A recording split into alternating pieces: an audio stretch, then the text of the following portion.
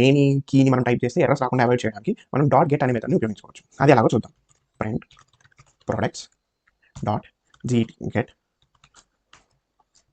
దీంట్లో phenyl. Okay, ఇది కూడా వాల్యూ ఫినైల్తో అసోసియేట్ అయ్యి ఉన్న వాల్యూని మనకి రిటర్న్ చేస్తుంది అనమాట.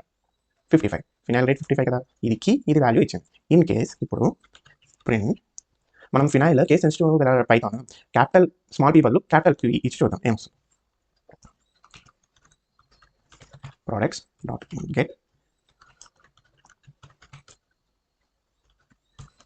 ఇప్పుడు ఏమొస్తుందో చూద్దాం. ఎర్రర్ వస్తుందా లేకపోతే ఎగ్జిక్యూట్ అవుతుందో చూద్దాం.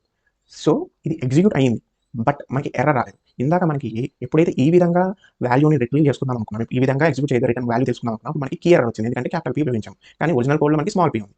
బట్ ఇక్కడ డాట్ గెట్ అనే దాన్ని ఉపయోగించడం వల్ల మనం ఏమైనా పొరపాటు వేరే నేమ్ ఇచ్చినా సరే ఆ వాల్యూ లేదు, ఆ కీ లేదు అని చెప్పి మనకి నన్ అనేస్తుంది, కానీ ఎర్రర్ అనేది రాదు. ఈ విధంగా ఏం చేయొచ్చు అంటే, ఇన్ కేస్ ఒక ప్రోగ్రామ్ రన్ అవుతుంది, పెద్ద ప్రోగ్రామ్, ఆ ప్రోగ్రామ్ అనేది సాఫీగా రన్ అవ్వాలి, ఇలాంటి ఎర్రర్స్ రాకుండా, అటువంటి టైంలో ఇలాంటి డాట్ గెట్ అనే మెథడ్ని మనం ఉపయోగించుకోవచ్చు.